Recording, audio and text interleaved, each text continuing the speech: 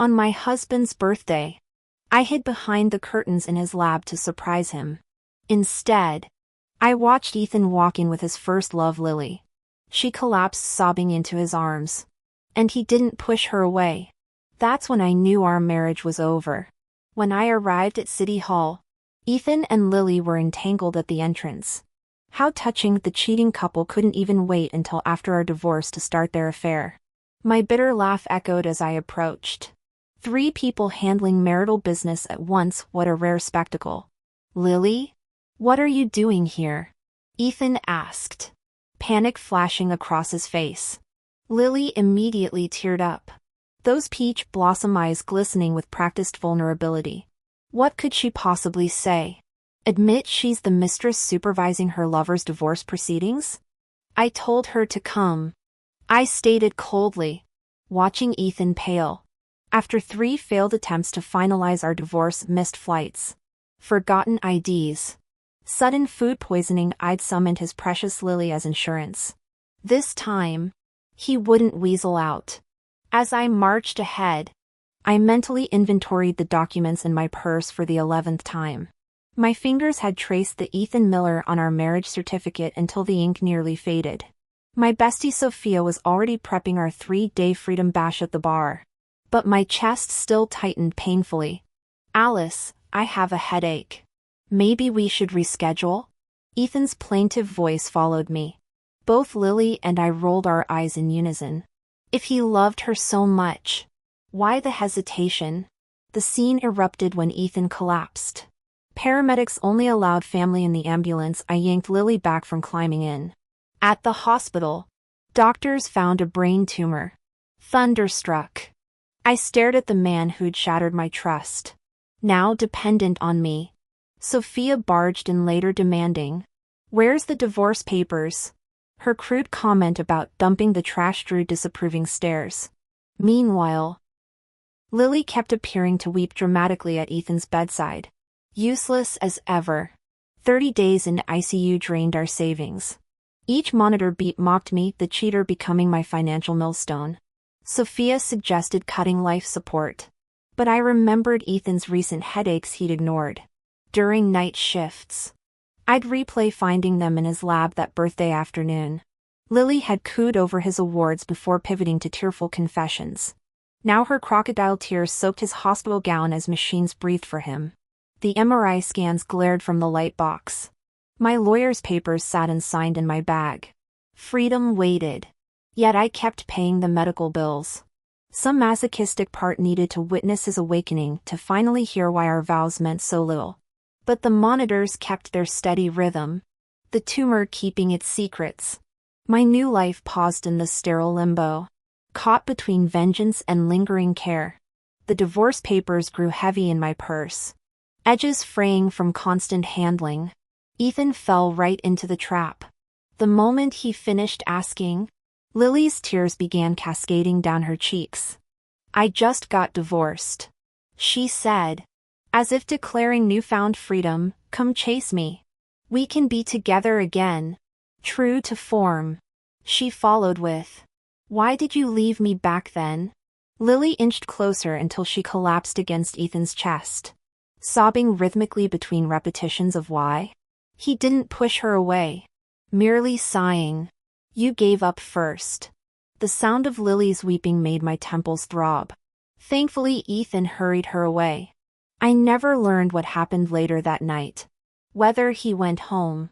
I certainly couldn't bear facing an empty apartment anticipating his absence. Sophia and I demolished an entire cake at the bar that evening. The one I'd baked myself, cruelly iced with "Eternally Yours" in looping script.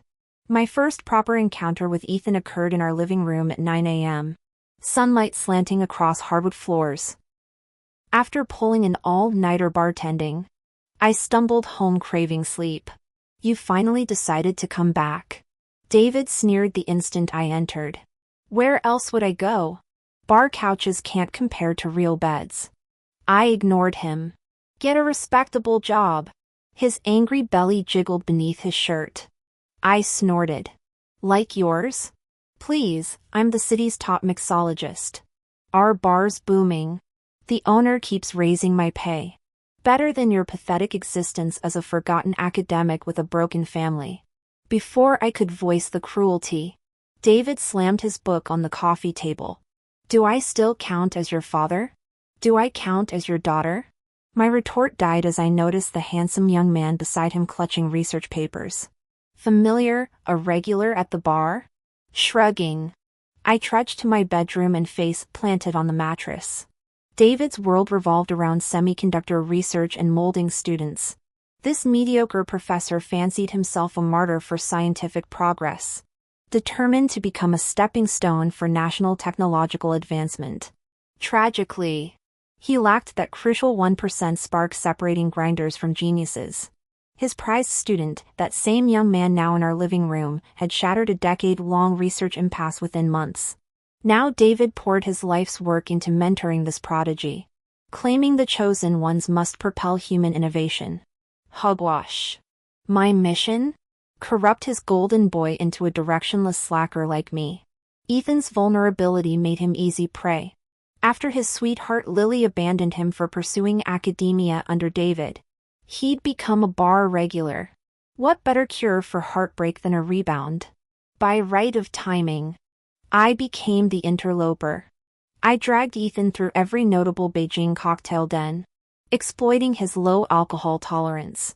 Tipsy and pliant, I'd straddle his lap whispering that research brought only misery compared to pleasure. His flustered blush, parted lips, trembling legs, all so endearing. When our noses brushed, sweat slick and breath mingling, his hand cradled my head as our lips met. After that, Ethan followed me everywhere. David nearly ruptured a blood vessel screaming, "Don't corrupt him." Music to my ears.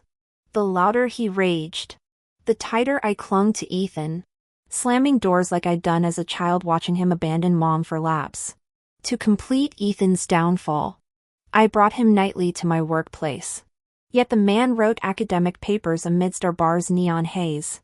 While I respected his focus, I'd catch him glaring at flirtatious patrons before draping an arm around me, territorial yet sweet.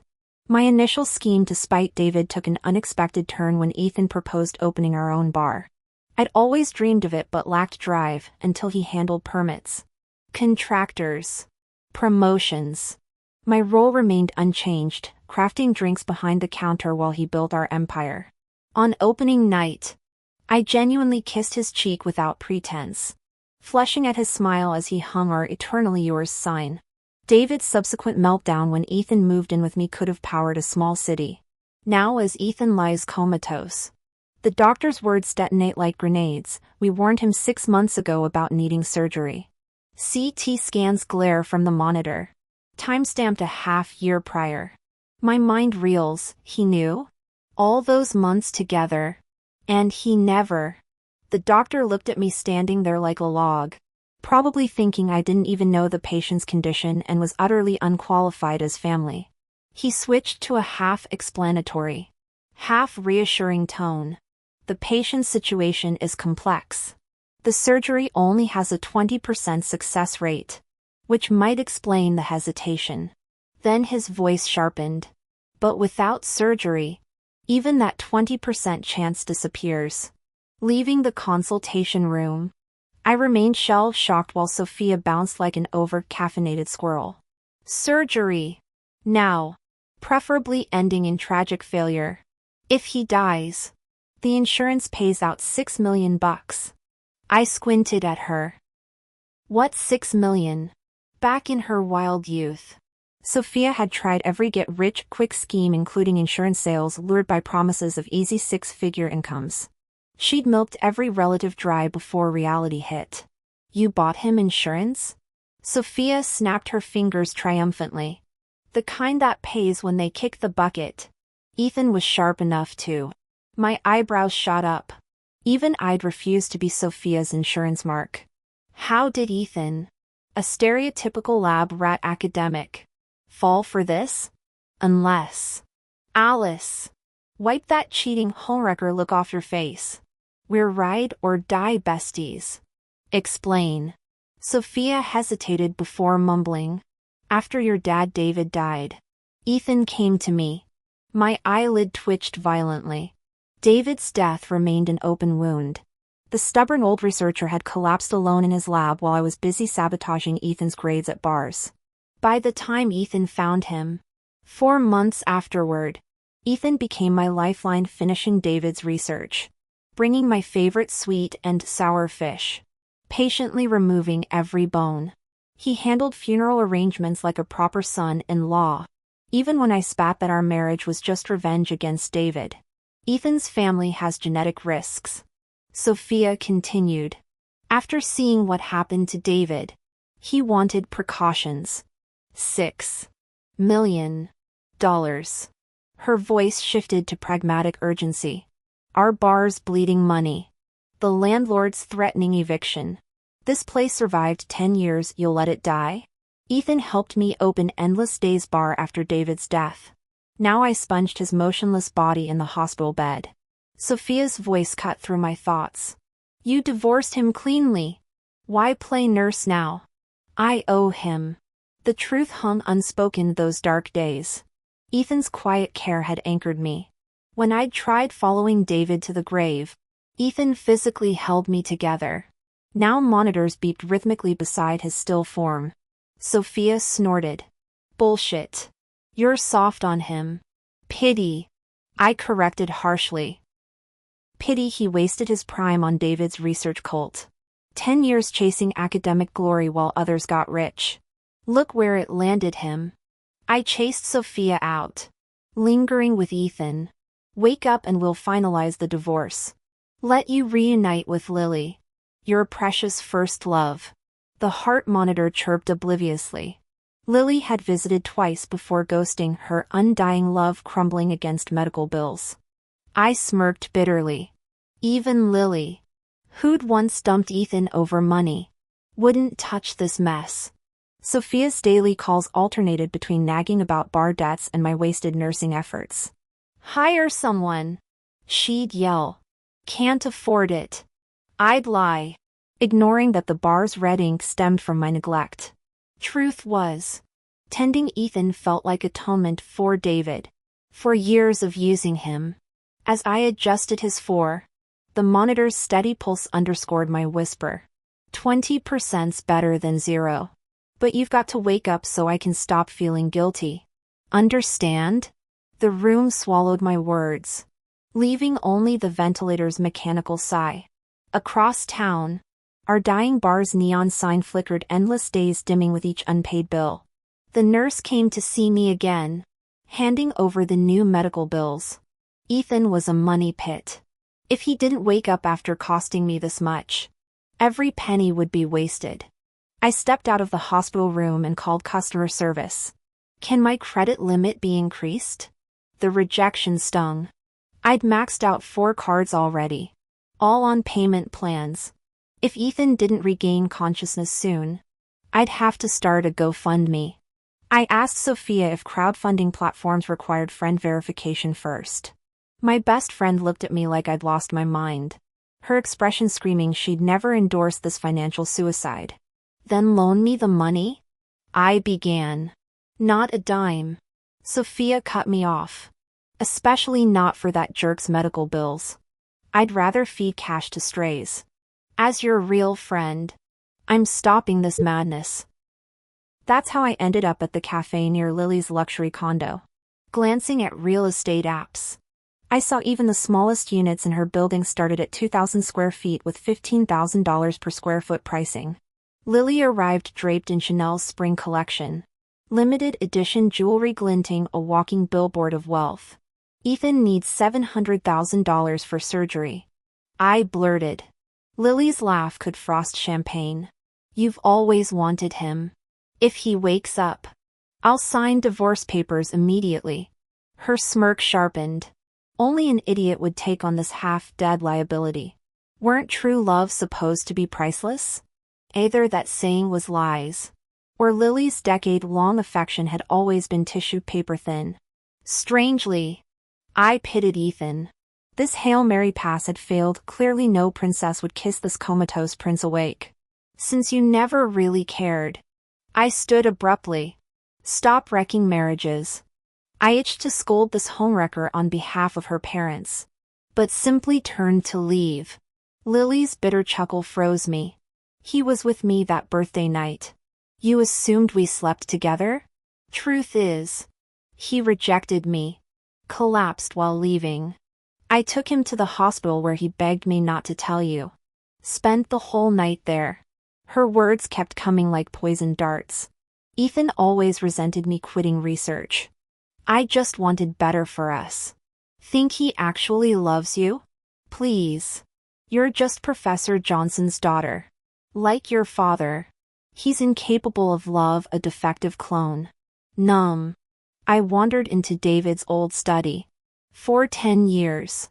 This had been Ethan's domain. Now I collapsed in Dad's chair. Flicking the desk lamp on off. Mom's final months flooded back how she'd hidden the cancer until it was too late. Protecting Dad's crucial work in some mountain lab. His empty promises of villas and trips. The way she'd magically maintained his perfect little world until her body gave out. I hated him then. Hate thawed when I found the letter in Dad and Ethan's research notes. Sophia practically bounced when I agreed to the 20% survival chance surgery. If he dies on the table, you get the $8 million policy. We'll save the bar. Pay your debts. Maybe get you a boy toy. She paced the waiting room nervously. More invested in the payout. Why the change of heart? She asked. Because Ethan would hate existing like this. Like Dad. He was ambition incarnate. After Mom died, I expected collapse. Instead, Dad packed me off to boarding school and returned to his precious mountains. The ultimate research automaton. Ethan proved different. Nightly, he'd collect me from the bar, tuck me in, then return to lab under starlight. Our human perpetual motion machine claimed geniuses didn't need sleep until he face-planted in his ramen. That's when I stopped making him fetch me. For 10 years. He balanced work and love flawlessly. Until last month when the lunar probe launched. Ethan spun me around laughing.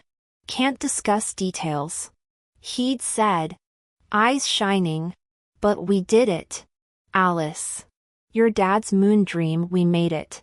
Only later did I realize he'd been racing death itself to fulfill that promise. Damn modern medicine.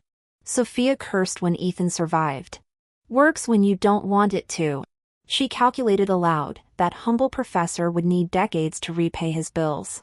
She'd always feared Ethan would morph into Dad too. 0. I'd argued otherwise. Dad loved no one. Ethan overflowed with love. Now awake, Ethan watches me with unnerving calm. When EMS arrived, I yanked Lily back from the ambulance. Paperwork's pending. I stated. I'm still his wife. What right does she have? The gurney doors slammed shut on my hollow victory.